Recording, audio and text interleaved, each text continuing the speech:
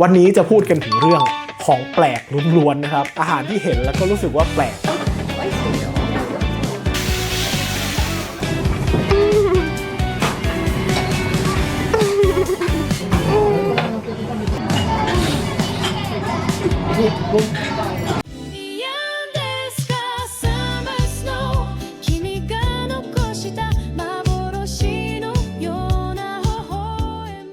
สวัสดีครับคุณผู้ชมฮะคราวนี้ไม่ได้อยู่ที่มุมเดิมนะครับเพราะว่าจะมาเมาท์มอยกันเรื่องสบายๆนะครับคือคลิปนี้มันเกิดมาจากมีเพื่อนๆถามมาว่าไปญี่ปุ่นบ่อยๆเนี่ยมีของกินอะไรที่รู้สึกประทับใจเอาจริงเป็นคนที่ถ้าไปคนเดียวไม่ค่อยกินอะไรแปลกๆหรอกเราก็จะกินอะไรแบบเดิมๆซ้ำๆข้าวหน้าเนื้อเจ้าเดิมหน้าสถานีร้านโรงอาหารที่เราคุ้นเคยเตโชคุที่เราคุ้นเคยคุณป้าที่แบบเดินเข้าไปแล้วสามารถแบบเอาเหมือนเดิมครับป้าเราจะกินอะไรประเภทนั้นแต่ว่าถ้าไปกับเพื่อนเพื่อนญี่ปุ่นมันก็จะชอบลากเราไปกินอะไรแปลกๆซึ่งบางทีมันก็ไม่เคยกินคลิปนี้ยังไม่ได้แนะนำของอร่อยหรือว่าของไม่อร่อยอันนี้เดี๋ยวเอาไว้ทีหลังเก็บเอาไว้ก่อนวันนี้จะพูดกันถึงเรื่องของแปลกล้วนๆนะครับมันอาจจะแปลกด้วยตัวอาหารมันเองหรือว่าแปลกด้วยตัวร้านอาหารที่เห็นแล้วก็รู้สึกว่าแปลกคลิปนี้จะขอ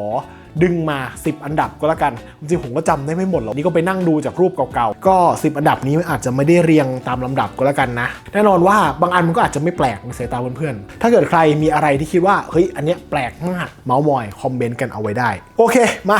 อย่างแรกครับไอติมสารพัดรสปัจจุบันมันคงไม่ใช่ของแปลกแล้วนะไอติมสารพัดรสในบ้านเรามีหลายร้านมากที่แบบทำไอติมรสชาติแปลกๆอย่างงู้นอย่างนี้ออกมานะครับแต่ว่าในตอนนั้นที่ไปกินที่ญี่ปุ่นถือว่าแปลกอยู่นะมันเป็นน่าจะ10กว่าปีก่อนแล้วแหละไอติมแปลกๆที่ญี่ปุ่นเขาก็ทำมาหลายที่นะครับที่จำได้แม่นเลยก็คือที่นัมจะทาวน์ซึ่งมันก็จะเป็นรสชาติแบบที่ไม่ค่อยได้กินทั่วไปแต่ว่ามันก็ไม่ได้แปลกถึงแบบแปลกมากนะเป็นไอติมที่รสชาติแปลกแต่ว่ายังพอกินได้ข้าวหมู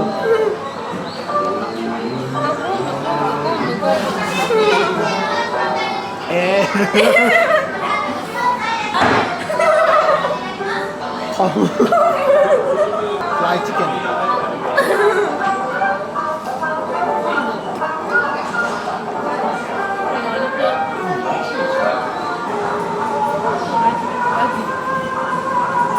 難しいうまみじゃないตอนนั้นไปกับมิจังมั้งสมัยนั้นเขายังเรียนอยู่มหาลัยตอนนี้ก็จบทำงานแล้วนะครับเราไม่ได้ไปเจอเขานานเหมือนกันเนาะซึ่งนอกจากไอที่น้ำจ่าเท้าที่ผมเคยกินเนี่ยมันก็จะมีไอติมแปลกๆกันอื่นไอติมรสงูหรือว่าไอติมที่เขาเอาของทะเลมาทำรสหอยรสปลาหมึกอะไรเงี้ยอันนั้นจะขายอยู่ตามแบบแถบชายทะเลแถวเส้นไดหรือแถวอะไรเงี้ยมีขายก็รู้สึกว่าไม่อร่อยไม่ค่อยอยากกินแต่ว่าไอที่น้ำจ่าเท้าเนี่ยมันเป็นรสชาติแปลกๆก็จริงแต่ว่ามันเป็นรสชาติแปลกที่ยังกินได้นะอันที่2ครับอันนี้เป็นร้านที่ไม่น่าจะเป็นร้านลับหรืออะไรเลยหรือว่าเป็นร้านที่นักท่องเที่ยวไปกันบ่อยแล้วก็เห็นในเน็ตค่อนข้างเยอะราเมงพ่นไฟราเมงพ่นไฟเป็นร้านที่อยู่ที่เกียวโตนะครับตัวราเมงมันถามว่าแปลกไหมโคตรธรรมดาเลยเอาจริงมันเป็นอาหารที่โคตรธรรมดาเลยเป็นราเมงที่เส้นค่อนข้างเยอะมีหมูชาชูที่ชิ้นไม่ใหญ่มากที่เยอะก็คือมีไอหอมซอยเยอะมากซึ่งผมเป็นคนไม่ชอบเนงิไม่ชอบหอมซอย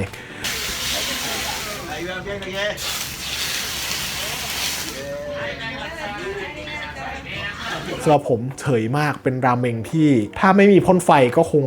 ไม่ได้รู้สึกว่าอยากจะไปเท่าไหร่ต่อไปอันที่3เส้นไปละเรามาที่ผักบ้างดีกว่าชาบูผักปกติเรากินชาบูกินแบบหมูจุ่มหมูกระทะเราเน้นอะไรเน้นเนื้อผักก็คือแบบวางๆเป็นเศษไว้แต่ว่ามันมีร้านอยู่ร้านหนึ่งเรียกว่าเป็นร้านที่หรูเลยแหละเพราะว่าเป็นร้านที่อยู่รบวงงิเห็นไอ้แมงมุมตัวใหญ่ๆได้ไหมโอ้ยนั่นแหละอยู่ตรงนั้นเลยสาเหตุที่ตอนนั้นไปกินไอ้ชาบูยัดไส้ชาบูผักเนี่ยก็เพราะว่าไปกับยายนาโกะแล้วก็ยายนาโกะเป็นคนที่ไม่กินเนื้อคือไม่ได้เป็นความเชื่อทางด้านศาสนาอะไรหรอกแต่ว่าเขาบอกว่าตอนเด็กๆเคยกินแล้วมันแบบเคี้ยวแล้วมันดึงไม่ขาดก็เลยแบบไม่กินเนื้อก็ถ้าไปกับยานาโกะก็คือกินอะไรที่มันมีเนื้อได้แต่เขาก็จะยกให้ผมหมดผมก็สบายถามว่ามันแปลกยังไงปกติเราคุ้นเคยกับชาบูก็จะเป็นแบบโอ้ยนี่มันเนื้ออย่างดีครับแต่ว่าอันนี้คือถามว่ามีหมูมีเนื้ออะไรให้ไหมมีนะมีอยู่ถาดหนึ่งประมาณแบบ 4-5 แผ่นแค่นั้นเลย นอกนั้นมันจะเป็นแบบผักต่างๆซึ่งผักแต่ละอย่างอ่ะมันจะไม่ธรรมดาไม่ใช่แบบผักบุ้งผักกาดอะไรเขาไม่ให้เราทำเองต้มเองนะเขาจะมีคุณป้าที่คอยลวกผักให้กับเราในหม้อที่อยู่ตรงหน้าเราคุณป้าเขาก็จะอธิบายให้เราว่าแบบอันนี้นะคือผักที่มาจากฮาจิโนเฮะมันอร่อยมากลองกินดูจุ่มแล้วก็ส่งให้ผมก็รับถ้วยมาก็คือเป็นผักลวก ผักลวกน้ำซุปごぼうですね。あとちょっと代わりなんでね、おせんべい、青森のですね、八戸の郷土料理にせんべい汁というのがあって、お鍋におせんべい、お鍋はこう汁物におせんべいをバリバリ入れて食べるんですけど。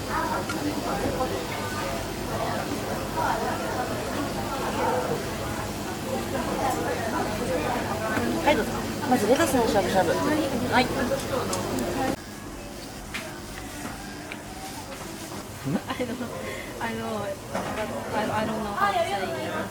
คือถ้าถามว่ามันอร่อยไหมมันก็ถ้าคนชอบกินผักก็อาจจะอร่อยมั้งแต่ว่าสำหรับผมเทียบกับราคาที่เราจ่ายไปราคาเท่ากับกันไปกินแบบเนื้อ A5 หรืออะไรเลยแล้วก็ถ้าเลือกได้ผมก็กินสายเนื้อมากกว่านะครับต่อไปของคาวไปเยอะละเรามาถึงของหวานกันบ้างดีกว่าของหวานอันเนี้ยจะเรียกว่าเป็นของหวานได้ไหมเป็นเครื่องดื่มที่ผสมกับของหวานมันคือกาแฟคุกกี้ครับไอกาแฟคุกกี้เนี่ยเป็นเอสเปรสโซ่ที่ค่อนข้างเข้มแล้วก็ใส่มาในถ้วยที่ทำเป็นรูปคุกกี้มีหูด้วยแล้วเขาก็ส่งมาพร้อมกับคำเตือนว่าเฮ้ยอย่ามัวแต่ถ่ายรูปนะให้รีบกินถามว่าเราเชื่อคำเตือนนั้นไหม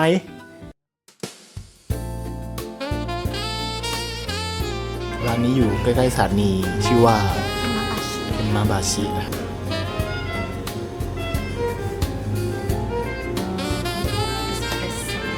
ก็คือเอากาแฟใส่มาในถ้วยคุกกี้หกหมดกัน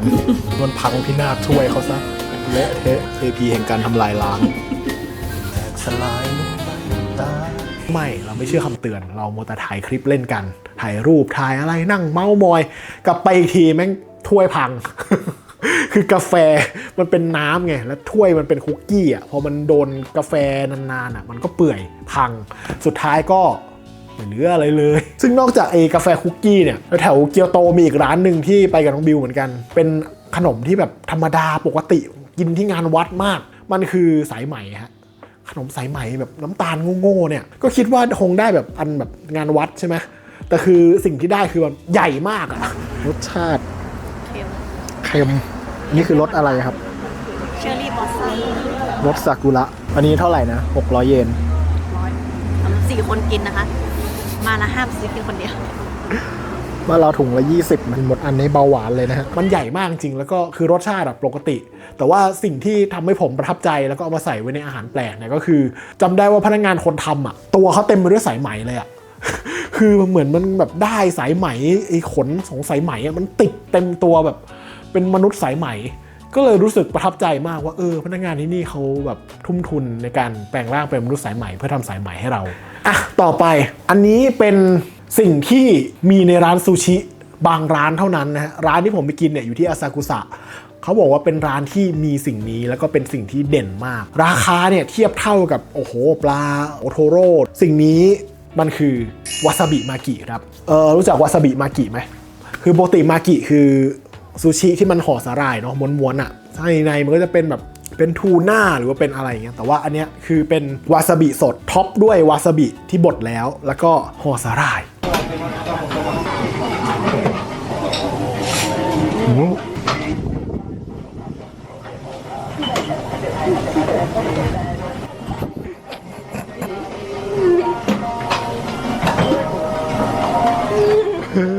ได้โจ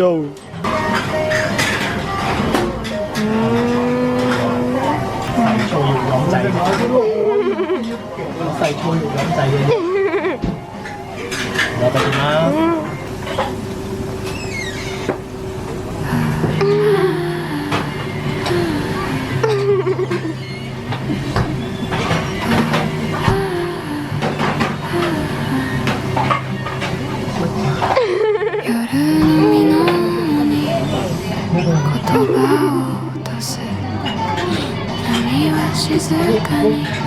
ยุจังเนี่ยเป็น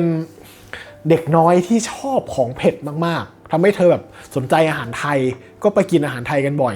เขาแบบโอ๊ยชอบอาหารไทยเพราะว่าชอบเผ็ดกินก๋วยเตี๋ยวก็ต้องใส่พริกเพิ่มอะไรเงี้ยซึ่งพอกินอาหารญี่ปุ่นเขาบอกว่ามันไม่ค่อยสะใจก็เลยชอบกินไอเนี้ยเพราะว่ากินแล้วรู้สึกเผ็ดดีวาซาบิมากิซึ่งผมลองกินแล้วโอ้โหคือปกติเรากินวาซาบิใช่ไหมมันก็จะแบบจี๊ดคือกินเข้าไปตอนแรกมันไม่ได้จี๊ดทันทีนะพอกินไปแล้วสักพักเนี่ยมันจะแบบ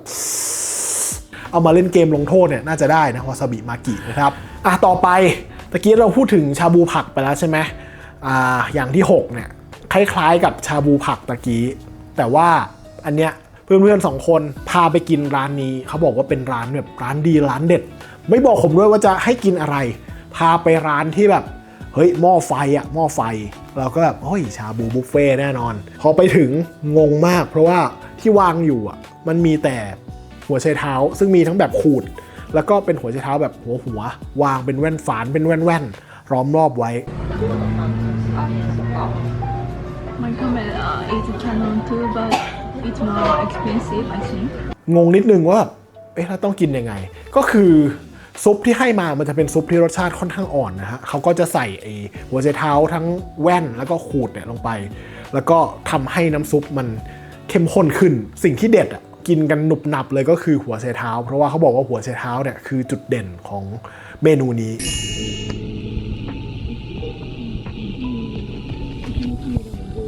ถ้าถามว่าอร่อยไหมมันก็คือต้มซุปหัวไชเท้าเนาะมันก็หวานๆแต่ถ้าถามว่าปกติเราไปกินแล้วเราสนใจหัวไชเท้าขนาดนั้นไหมผมก็คงไม่สนใจหัวไชเท้าขนาดนั้นโอเคถึงข้อที่7ละอันที่7เนี่ยเชื่อว่าหลายๆคนน่าจะเคยกินกัน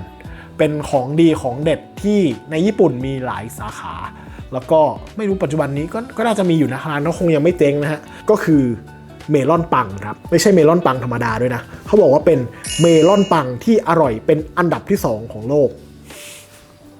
ชื่อร้านคือชื่อร้านจริงๆเขียนแบบยาวเหยียดเลยมันอร่อยเป็นอันดับที่2ยังไงใครเห็นก็ต้องงงใช่ป่ะก่อนอื่นเมลอนปังถ้าเกิดใครไม่เคยกินเดี๋ยวนี้คงเคยกินกันหมดแล้วว่ามันมีขายในบ้านเราเนาะมันไม่ใช่ขนมปังเมลอนนะฮะโดยทั่วไปนะจะไม่ได้มีแบบความสัมพันธ์อะไรกับเมลอนไม่ได้มีเนื้อเมลอนไม่ได้มีกลิ่นเมลอนอะไรเลยแค่ตรงข้างบนที่มันเป็นน้ำตาลกรอบๆมันดูคล้ายๆกับเมลอนที่แบบเฉาะออกมาเขาก็เลยเรียกกันว่าเมลอนปังนั่นเองแต่ผมว่ามันเหมือนขนมปังหลังเต่ามากกว่าแต่หลังๆก็มีคนแบบประยุกต์ใส่กลิ่นเมลอนใส่อะไรลงไปหรือว่ามีไส้อะไรเงี้ยแต่ว่าเมลอนปังจริงๆคือขนมปังโง่ๆเลยที่มีเกล็ดน้ำตาลกรอบๆข้างบนนะครับไม่ได้มีรสชาติเมลอนอะไรซึ่งไอ้ที่บอกว่าอร่อยเป็นอันดับ2ของโลกเนี่ยเป็นชื่อร้านของเขานะเป็นเมลอนปังที่ประกบกับไอติมอันนี้มีไส้ก็คือแหวกเมลอนปังออกมาแล้วก็เอาไอติมใส่เข้าไปเมลอนปังเป็นเมลอนปังที่อร่อยเป็นอันดับ2ทำไมล่ะมันมีติเจ้าอื่นไม่ได้ใส่ข้างนอกมันอุ่นแต่ข้างในมันเย็น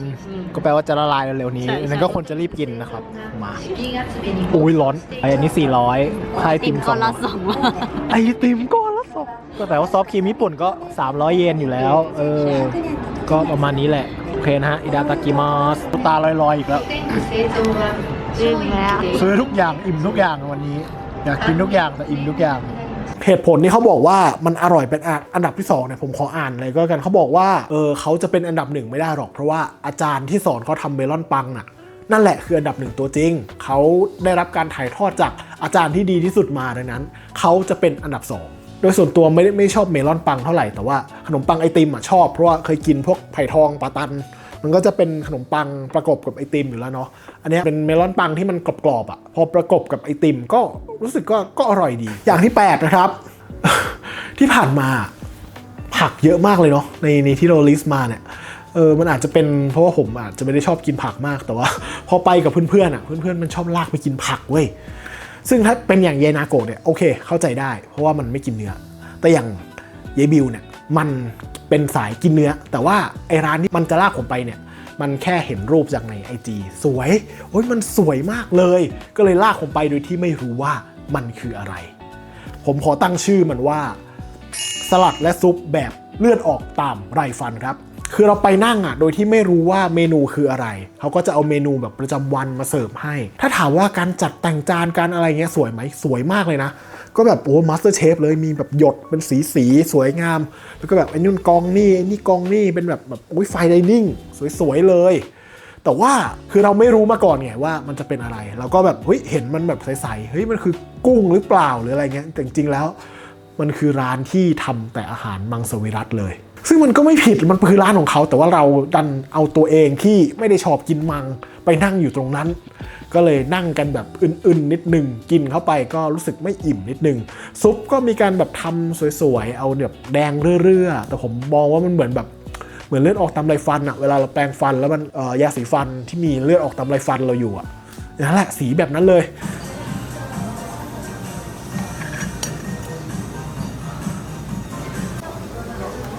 นี่นะไม่มีความเท่าเทียมกันของสังคม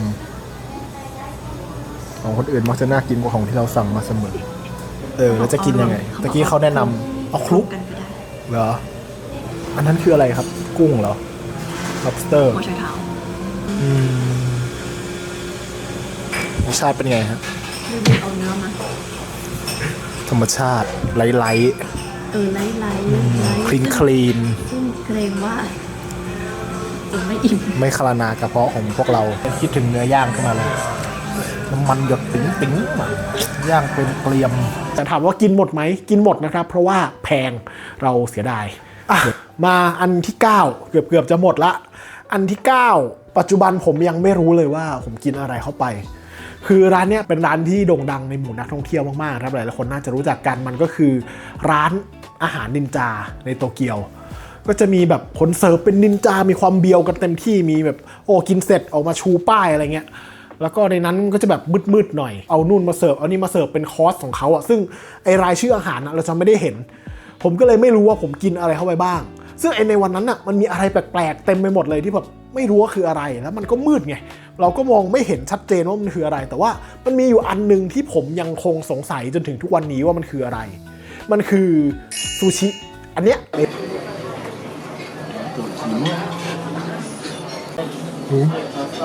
ฟัว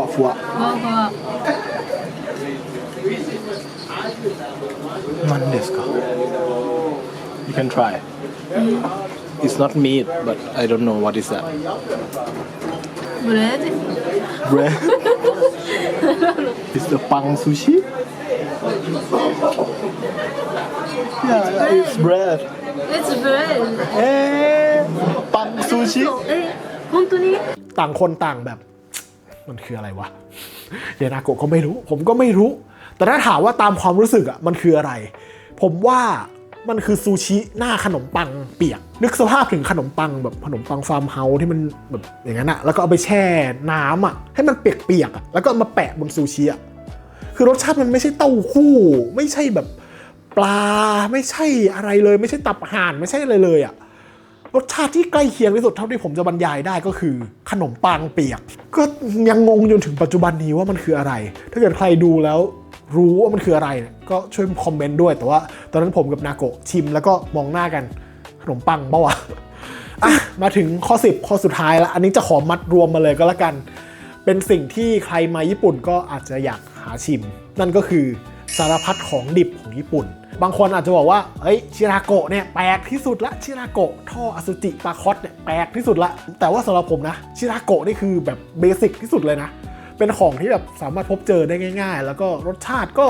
ถามว่าอร่อยไหมผมก็ไม่ได้ชอบขนาดนั้นแต่ว่าก็กินได้ซึ่งในญี่ปุ่นน่ะมีหลายอย่างที่มันเป็นของดิบที่ยิ่งกว่าชิราโกะหลายอย่างนะครับ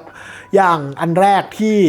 ได้ลองกินก็คือเนื้อวาฬหรือปลาวาฬนี่แหละเคยลองกินทั้งแบบซูชิแล้วก็แบบซาชิมิเลยนะซาชิมิเนี่ยจำได้ว่าไปกินที่โอกินาวาเห็นอยู่ในซูเปอร์แล้วก็เฮ้ยคุจิระว่ะก็ไม่ได้สนับสนุนการล่าวาฬเลยแต่ว่ามันเป็นเหมือนวัฒนธรรมของโอกินาวาที่เขาจะมีฤดูล่าวาฬซาชิมิปลาวาฬไม่ชอบเลยอ่ะคือรสชาติอ่ะเหมือนสัตว์ใหญ่ไม่มีความรู้สึกเหมือนกับการเป็นปลาเลยนะครับก็จำได้ว่าตอนนั้นอ่ะกินไปได้แค่คำ2คำแล้วก็ที่เหลือโยนใส่บะหมี่กึ่งแล้วก็พยายามกินให้หมดเพราะเสียดายแล้วก็อีกครั้งหนึ่งได้กินซูชิวานที่ร้านซูชิหมุน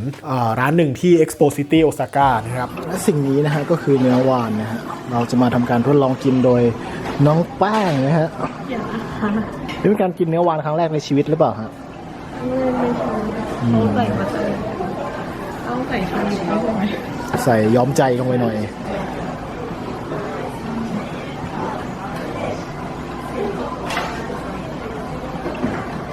ามไม่บ่งบอกความรู้สึก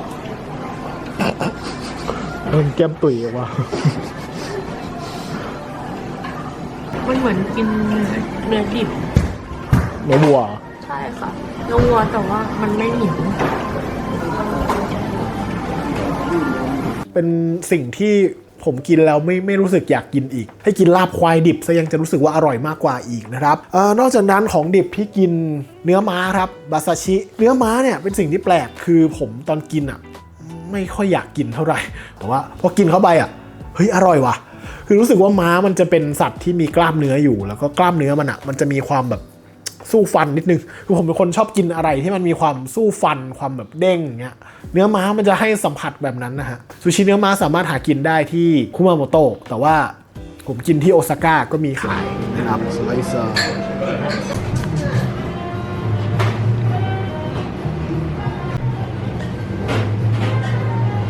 スープは生では食べれない。โอ้โห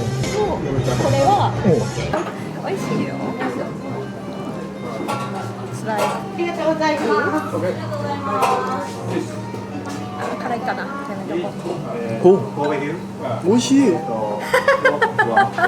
โอ้ชิอร่อยครับ You drunk? Yeah why you know that ก็อร่อยเหมาะกับการกินกับเบียร์กินกับเครื่องดื่มอะไรอย่างเงี้ยน่าจะเหมาะนะแต่ว่าก็คงไม่ได้กินบ่อยรู้สึก ก็ไม่ได้อยู่ดีก็ไม่ได้อยากกินม้าแต่ว่าอีกอย่างหนึ่งที่อร่อยแต่ว่าไม่กล้ากินอีกแล้ว